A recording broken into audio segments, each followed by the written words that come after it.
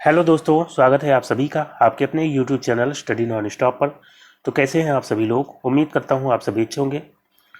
तो दोस्तों, इस क्लास में हम लोग इंग्लिश का प्रैक्टिस सेट करेंगे और ये प्रैक्टिस सेट आपके एसएससी सीएचएसएल के एग्जाम के लिए काफ़ी हेल्पफुल होगा, क्योंकि यहाँ पे जो पैटर्न मैंने लिया है एसएससी सीएचएसएल के प्रीवियस ईयर पैटर्न के अकॉर्डिंग यहाँ पे क्वेश्चंस मैंने सेलेक्ट किए हैं। तो दोस्तों, ये वीडियो आपके लिए आपके आने वाले एग्जाम के लिए काफ़ी हेल्पफुल होगा, चाहे वो कोई भी एग्जाम हो, एसएससी सीएचएसएल कोई जरूरी नहीं है, किसी भी एग्जाम के लिए जहाँ पे इंग्लिश से क्वेश्चंस पूछे जाते हैं उन सभी के लिए क्लास हेल्पफुल होगी। तो दोस्तों, वीडियो को लास्ट तक देखिएगा और अगर आपको वीडियो अच्छा लगे तो लाइक और शेयर जरूर करिएगा। तो आइए शुरुआत करते हैं बिना किसी देरी के। सबसे पहले दिया गया है, select the most appropriate synonym of given word. Synonym आपको बताना है एब्जॉल्व का। एब्जॉल्व, एब्जॉल्व मीनिंग क्या होता है? इसका मतलब होता है दोष मुक्त करना, दोष मुक्त करना। तो यहाँ पे बताइए इसका सिनोनिम क्या हो जाएगा? कंडेम मतलब क्या होता है? निंदा करना। कंडेम मीन्स होता है निंदा करना। अटैक मीन्स आक्रमण करना, तो ये तो होगा नहीं। पार्डन, पार्डन मतलब क्षमा करना।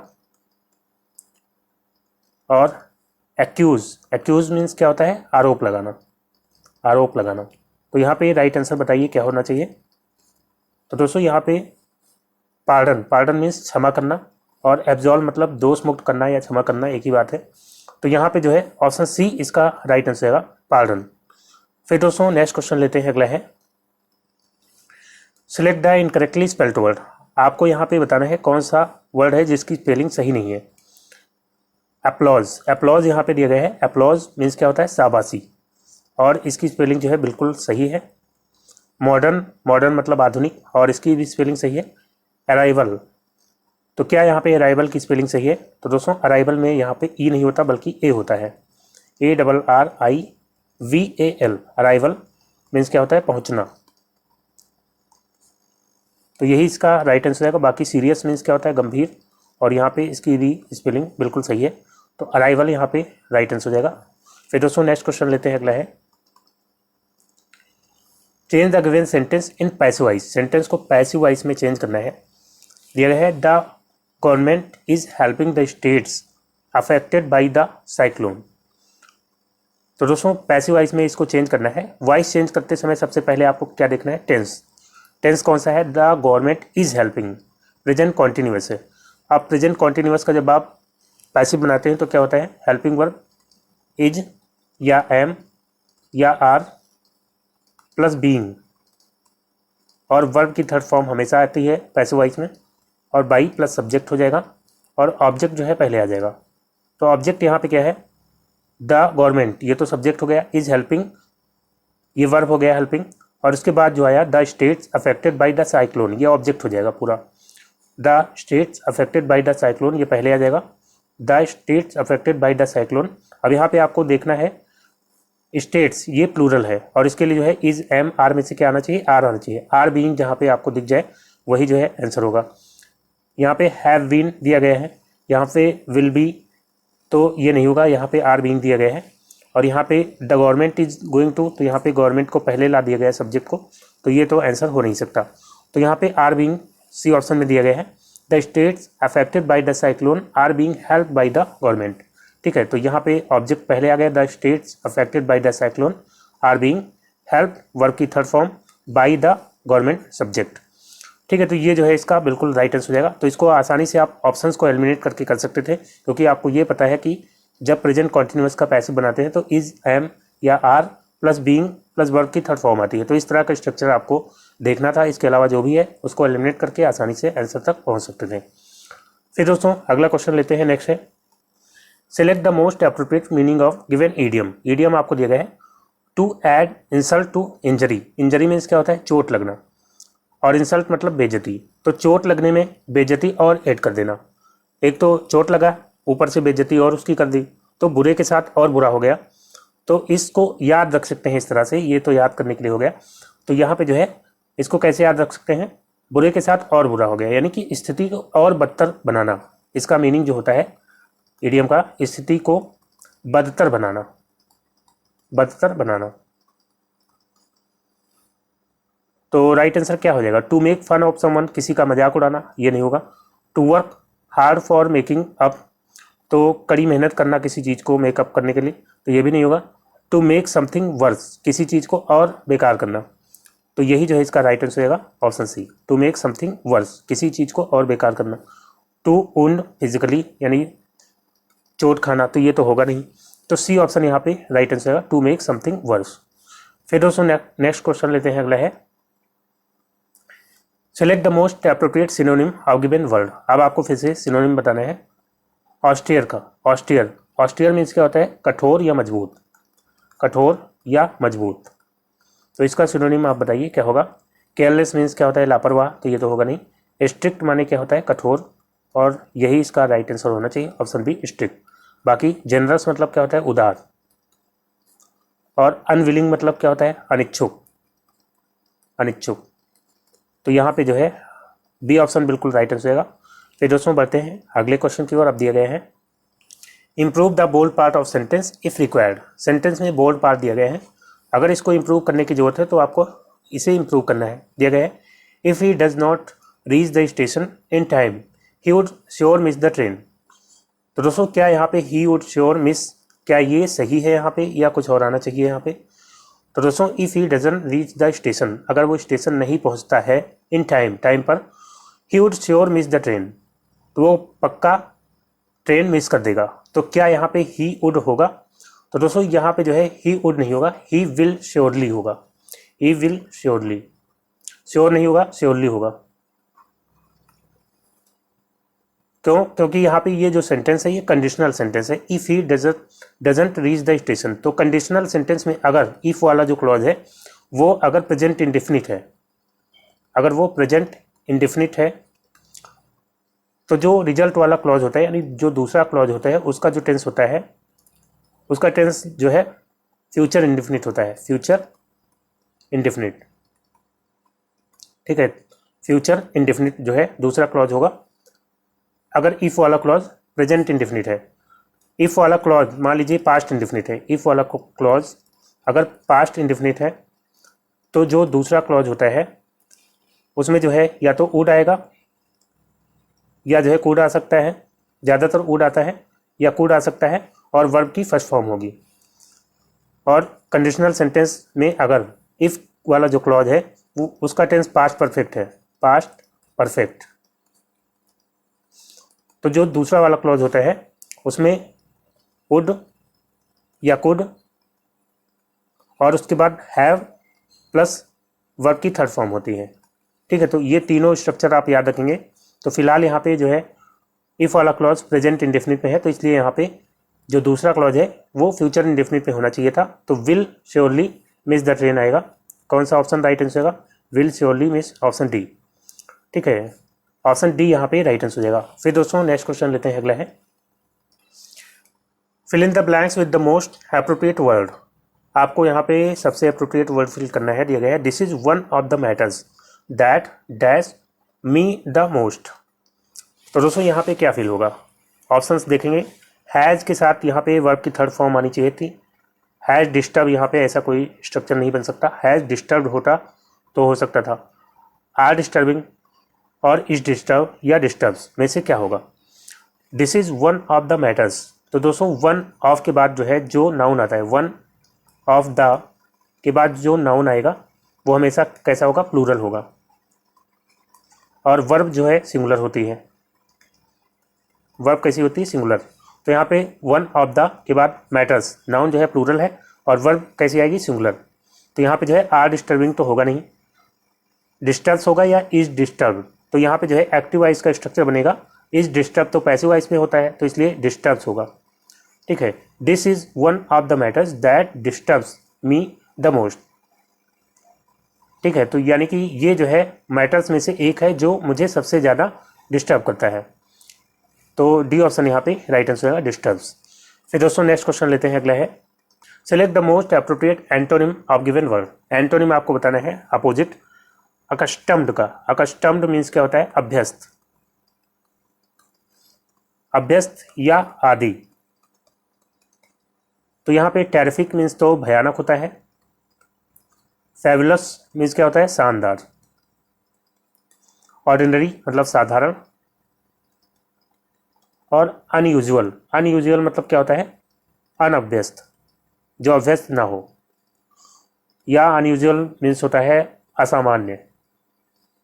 तो यही जो है इसका राइट आंसर हो जाएगा, अपोजिट बताना था, तो अनयूजुअल यहाँ पे राइट आंसर हो जाएगा। फिर दोस्तों नेक्स्ट क्वेश्चन लेते हैं, अगला है select the incorrectly spelled word. यहाँ पे आपको गलत स्पेलिंग वाला वर्ड बताना है, दिया गया है पार्टिकल। पार्टिकल मीन्स क्या होता है, कण, और इसकी स्पेलिंग बिल्कुल सही है। डिसन, डिसन मीन्स क्या होता है, पहचानना, तो ये भी सही है। नर्चर मतलब होता है पालन पोषण करना, पालन पोषण करना, और इसकी भी स्पेलिंग जो है सही है। राइट आंसर क्या हो जाएगा, कंसाइज। कंसाइज की सही स्पेलिंग क्या होती है, CONCISE, कंसाइज। कंसाइज मीन्स क्या होता है, संक्षिप्त, संक्षिप्त या लघु, तो यही जो है इसका राइट आंसर है कंसाइज। फिर दोस्तों नेक्स्ट क्वेश्चन लेते हैं, अगला है select the most appropriate meaning of given idiom. Idiom आपको दिया गया है कट द मस्टर्ड। अब इसका लिटरल मीनिंग क्या होगा, सरसों काटना। तो ईडियम का लिटरल मीनिंग तो कभी होता नहीं है, तो इसका मीनिंग कैसे आप याद रख सकते हैं, तो मस्टर्ड, सरसों आपको पता है कि एकदम छोटा सा होता है, तो एकदम छोटा सा सरसों होता है, और उसको मान लीजिए आपके पास कोई बड़ा सा औजार है, तो उसको काटना उससे कितना मुश्किल होगा। अगर आपने काट लिया तो बहुत बड़ा काम कर लिया, यानी आपको सफलता मिल गई। ठीक है, मस्टर्ड काटने में आपको सफलता मिल गई अगर आपने छोटे से सरसों को एक बड़े से हथियार से काट लिया। तो इस तरह से आप याद रख सकते हैं, कट द मस्टर्ड मतलब क्या होता है, सफलता पाना, सफल होना। ठीक है, तो यहाँ पे जो है क्या हो जाएगा, टू बी पेसिमिस्ट। पेसिमिस्ट मतलब निराशावादी, निराशावादी होना, तो ये तो होगा नहीं। टू सक्सीड यानी कि सफल होना, और यही जो है इसका राइट आंसर हो जाएगा। बाकी टू टेक शॉर्टकट्स, शॉर्टकट्स लेना नहीं होगा, टू बी एंग्री नहीं होगा, तो टू सक्सीड यहाँ पे इसका बिल्कुल राइट आंसर हो जाएगा।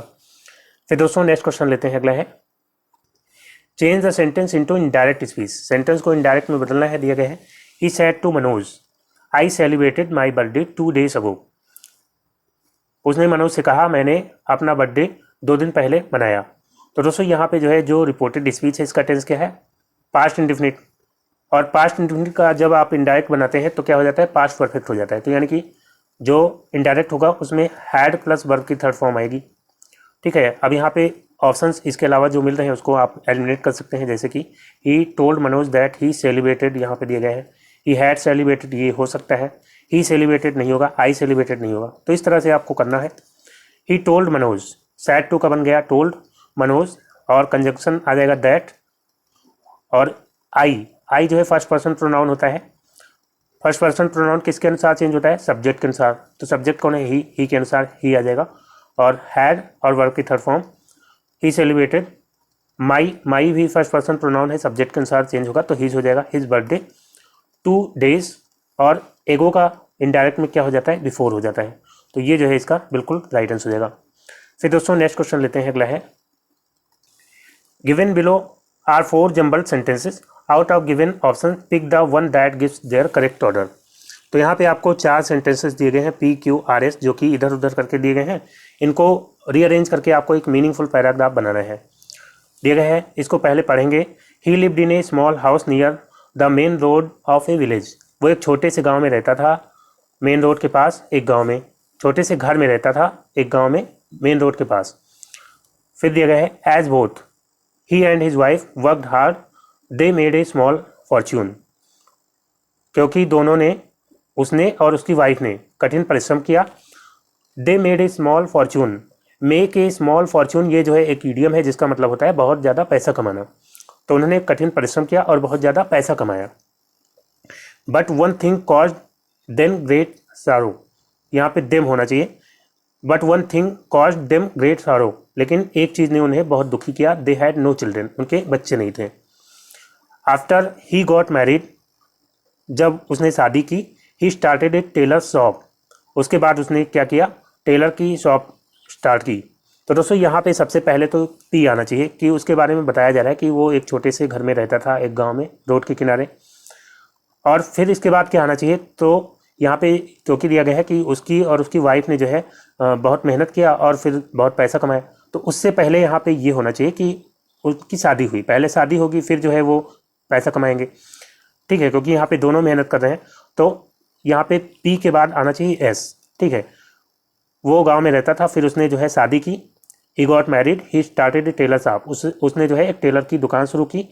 और उसके बाद जो है P हो गया, S हो गया, और फिर जो है ये आना चाहिए Q, एज बोथ, क्योंकि दोनों ने उसने और उसकी वाइफ ने वर्क हार्ड, कठिन परिश्रम किया, दे मेड ए स्मॉल फॉर्च्यून, और जो है उन्होंने बहुत पैसा कमाया। ठीक है, तो इसके बाद क्या हो जाएगा, Q हो जाएगा, और उसके बाद R हो जाएगा। But one thing cause them great sorrow, एक चीज़ ने उन्हें बहुत दुखी किया, वो क्या थी कि उनके बच्चे नहीं थे। ठीक है, तो बट यहाँ पे है, तो इससे आपको पता चलता है कि पहले कुछ अच्छा होगा फिर जो है बुरा होगा। पहले उन्होंने पैसा बहुत कमाया, बट जहाँ पे लगता है, जहाँ पे कंट्रास्टिंग जो है सेंटेंसेस होते हैं, कंट्रास्टिंग क्लॉज के साथ जो है लगता है, तो पहले उन्होंने बहुत पैसा कमाया और फिर जो है उनके साथ जो गलत बात हुई वो क्या थी कि उनके बच्चे नहीं थे। तो PSQR इस तरह से जो है ये बनेगा। कौन सा राइट आंसर हो जाएगा, ऑप्शन सी, PSQR। फिर दोस्तों नेक्स्ट क्वेश्चन लेते हैं, अगला है find out which part of sentence has an error. Sentence में बताना है किस पार्ट में एरर है। यह है I want you to complete this work by 2 days, मैं तुमसे चाहता हूं कि तुम ये काम 2 दिन तक पूरा कर लो। तो दोस्तों क्या यहाँ पे बाई 2 days ये सही है, तो यहाँ पे बाई 2 days नहीं बल्कि विद इन 2 days ज़्यादा सही होगा। विद इन 2 days, बाई का मतलब होता है तक के लिए इस्तेमाल किया जाता है, बाई 2 days यहाँ पे नहीं होगा, विद इन 2 days, मैं तुमसे चाहता हूँ कि 2 दिन के अंदर तुम काम पूरा कर लो। ठीक है, विद इन 2 days यहाँ पे अप्रोप्रिएट होगा। तो किस पार्ट में गलती है, बाई 2 days वाला पार्ट जो है कहाँ पे है, ऑप्शन सी, बाई 2 days। फिर दोस्तों नेक्स्ट क्वेश्चन लेते हैं, अगला है select the option that can be used as a one word substitute for the given words. अब इन वर्ड्स के लिए आपको एक वर्ड बताना है, दिया गया है to spend winter in a dormant state. Dormant state मतलब क्या होता है, सुसुप्तावस्था, सुसुप्तावस्था। तो कुछ प्राणी होते हैं, कुछ जीव होते हैं जो कि ठंडियों के मौसम में जो है सुसुप्तावस्था में, शीत निद्रा में चले जाते हैं। ठीक है, तो उसको क्या बोलेंगे एक वर्ड में, इसको हिंदी में तो शीत निद्रा बोल देंगे। To spend winter in a dormant state मतलब सुसुप्तावस्था में सर्दियों को बिताना, इसको क्या बोलेंगे, शीत निद्रा।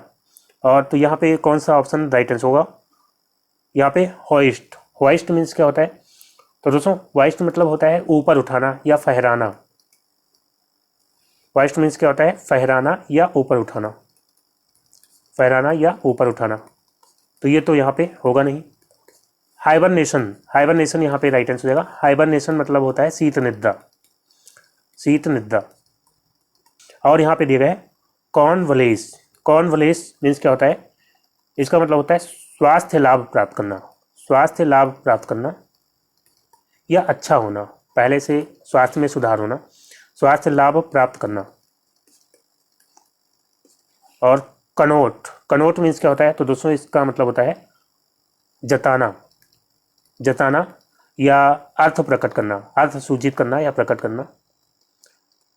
तो यहाँ पे राइट आंसर क्या हो जाएगा आपका, हाइबरनेशन, ऑप्शन बी यहाँ पे राइट आंसर होगा। फिर दोस्तों नेक्स्ट क्वेश्चन लेते हैं, अगला है improve the bold part of sentence if required. Sentence में बोल्ड पार्ट को इम्प्रूव करना है। दिया गया है when the little girl loses her doll she began to cry. तो दोस्तों यहाँ पे लॉसेस हर डॉल, क्या ये सही है, दिया गया है when the little girl loses her doll she began to cry. यहाँ पे जो है she began to cry verb की सेकेंड फॉर्म है बिगेन, तो यहाँ पे पास्ट इंडेफिनिट टेंस का स्ट्रक्चर है, तो यहाँ भी जो है जो वर्ब आनी चाहिए पास्ट टेंस की आनी चाहिए। When the little girl lost होगा, ना कि लॉसेस। ठीक है, तो when the little girl lost her doll, जब छोटी लड़की ने अपनी डॉल खो दी, शी बिगेन टू क्राई, उसने रोना शुरू कर दिया, तो यहाँ पे लॉस्ट हो जाएगा। तो डी ऑप्शन यहाँ पे राइट आंसर होगा, लॉस्ट हर डॉल यहाँ पे होगा। फिर दोस्तों नेक्स्ट क्वेश्चन लेते हैं, अगला है find out which part of a sentence has an error. Sentence के किस भाग में एरर है। देखा है we must plan how can we cope with the present situation. तो बताइए किस पार्ट में गलती है। तो दोस्तों यहाँ पे दिया है we must plan how can we cope with the present situation. क्या यहाँ पे हाउ कैन वी होगा, तो यहाँ पे हाउ कैन वी नहीं बल्कि हाउ वी कैन होना चाहिए था, हाउ वी कैन, क्योंकि ये जो सेंटेंस है इंट्रोगेटिव नहीं है। यहाँ पे हाउ का यूज जो है क्वेश्चन वर्ड के रूप में नहीं हो रहा है बल्कि एक कंजंक्शन के रूप में हो रहा है। हाउ वी कैन होगा क्योंकि ये जो है अफर्मेटिव सेंटेंस है। इंट्रोगेटिव होता तब जो है हाउ क्वेश्चन वर्ड के बाद हेल्पिंग वर्ब आता फिर सब्जेक्ट। अब यहाँ पे ये कंजंक्शन है तो हाउ के बाद जो है सब्जेक्ट आएगा फिर हेल्पिंग वर्ब आएगी। ठीक है, अफर्मेटिव में सब्जेक्ट पहले आता है हेल्पिंग वर्ब बाद में। तो यहाँ पे we must plan how we can cope with the present situation. हमें ज़रूर प्लान करना चाहिए कि हम कैसे जो है निपट सकते हैं। हाउ वी कैन कोप, हम कैसे सामना कर सकते हैं विद द प्रेजेंट सिचुएशन, वर्तमान स्थिति से। तो यहाँ पे जो है किस पार्ट में गलती थी, हाउ कैन बी वाले में। तो सी ऑप्शन यहाँ पे राइट आंसर है, हाउ वी कैन होना चाहिए था। फिर दोस्तों अगला क्वेश्चन लेते हैं। Select the most appropriate antonym of given word. Antonym आपको बताना है।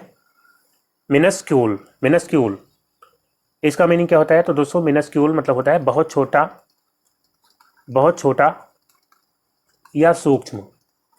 तो अब इसका जो है राइट आंसर क्या हो जाएगा बताइए। ड्वार्फ मतलब तो बौना होता है, और स्मॉल मतलब छोटा, और मीगर मतलब क्या होता है बहुत कम या अल्प। तो यहाँ पे राइट आंसर क्या होना चाहिए? जायगेंटिक। जायगेंटिक यहाँ पे राइट आंसर होगा, जिसका मतलब क्या होता है बहुत बड़ा, बहुत बड़ा या विशाल। तो सी ऑप्शन जायगेंटिक यहाँ पे राइट आंसर हो जाएगा। फिर दोस्तों अगला क्वेश्चन लेते हैं। नेक्स्ट है fill in the blanks with the most appropriate word. तो दोस्तों यहाँ पे बताइए क्या होगा। Fill in the blanks with the most appropriate word दिया गया है। I was frustrated at not being able to dash off my old car. तो यहाँ पे डैश की जगह क्या होना चाहिए? डिवाइड मतलब क्या होता है? डिवाइड, डिवाइड मतलब रहित या वंचित। और डिपोज, डिपोज मतलब क्या होता है पद से हटाना, किसी को पद से हटाना या डिपोज करना। और डिस्पोज मतलब क्या होता है ठिकाने लगाना, ठिकाने लगाना। और डील मतलब क्या होता है? डील मतलब सौदा करना। तो यहाँ पे क्या होना चाहिए? I was frustrated at not being able to, मैं परेशान था किस लिए? At not being able to, क्योंकि मैं नहीं कर पा रहा था। क्या नहीं कर पा रहा? तो यहाँ पे होना चाहिए डिस्पोज। डिस्पोज यहाँ पे अप्रोप्रिएट होगा, क्योंकि मैं अपनी कार को, जो मेरी पुरानी कार है, उसको ठिकाने नहीं लगा पा रहा था। तो डिस्पोज जो है यहाँ पे अप्रोप्रिएट होगा। I was frustrated at not being able to dispose of my old car. तो सी ऑप्शन यहाँ पे डिस्पोज इसका राइट आंसर हो जाएगा। फिर दोस्तों नेक्स्ट क्वेश्चन लेते हैं। अगला है select the option that can be used as a one word substitute for the given words. दिया गया है an introduction made by the dramatist at the beginning of the play. तो एक इंट्रोडक्शन जो कि दिया जाता है किसके द्वारा? एक नाटककार के द्वारा। Eight the beginning of the play, नाटक की शुरुआत में। तो उसको क्या बोलते हैं? नाटक की शुरुआत में नाटककार के द्वारा दिया गया हुआ इंट्रोडक्शन, उसको क्या बोलेंगे? डायलॉग मतलब तो होता है बातचीत या संवाद, तो ये तो होगा नहीं। एपीलॉग मतलब क्या होता है? उपसंहार। उपसंहार जो है बाद में होता है, ठीक है। यहाँ पे पहले पे पूछा गया है तो क्या होगा? प्रोलॉग हो जाएगा। प्रोलॉग मतलब क्या होता है? प्रस्तावना, ठीक है। तो किसी नाटककार के द्वारा जो नाटक के शुरुआत में इंट्रोडक्शन दिया जाता है उसको क्या बोलेंगे? प्रोलॉग, यानी कि प्रस्तावना। और यहाँ पे मोनोलॉग, मोनोलॉग मतलब क्या होता है? आत्मभाषण। मोनोलॉग मतलब क्या होता है? आत्मभाषण, ठीक है। तो यहाँ पे जो है प्रोलॉग बिल्कुल राइट आंसर का। फिर दोस्तों नेक्स्ट क्वेश्चन लेते हैं। अगला है, अब फिर से आपको दिया गया है पैराजम्बल का क्वेश्चन। यहाँ पे PQRS इसको रीअरेंज करना है। दिया गया है we gently put the fledgling back into the nest, यानी कि हमने जेंटली मतलब आराम से, पुट द फ्लेजलिंग, फ्लेजलिंग मतलब होता है पक्षी का छोटा बच्चा, पक्षी के छोटे बच्चे को वापस रख दिया घोंसले में। अब आगे पढ़ेंगे। दिया गया है one morning we found one of the 4 fallen on the ground. एक सुबह मैंने पाया कि 4 में से एक जो है जमीन पर गिर गया है, ग्राउंड पर गिर गया है। अब फिर आगे दिया गया है the robin couple built a nest in our veranda and laid 4 eggs. Robin एक पक्षी है, उसके कपुल ने जो है एक घोंसला बनाया और हमारे बरामदे में, एंड लेड 4 एग्स और 4 अंडे दिए। और once they had hatched they busily took turns feeding the 4। Once they had hatched, यानी उन्होंने एक बार जब उसको, हैज करना मतलब होता है अंडे सेना, मतलब अंडे से बच्चे को बाहर निकालना। तो जब बच्चे बाहर हो गए, दे busily took turns feeding the 4, उन्होंने बारी बारी से चारों को खिलाना शुरू किया, ठीक है। तो यहाँ पे जो है सबसे पहले क्या आना चाहिए? सबसे पहले तो आना चाहिए आर, कि जो रॉबिन कपूर था उसने बरामदे में घोंसला बनाया और अंडे दिए, तो आर आ जाएगा सबसे पहले, ठीक है। और फिर उसके बाद क्या होना चाहिए, जब उन्होंने अंडे दे दिए, वंस दे हैड हैज्ड, जब उन्होंने अंडे दे दिए, बच्चे बाहर निकल आए, दे बिजली टुक टर्न्स, उन्होंने बारी बारी से उसको खिलाते रहे, ठीक है, फीडिंग द फोर, चारों को खिलाते रहे। तो उसके बाद एस आना चाहिए, आर के बाद एस हो गया।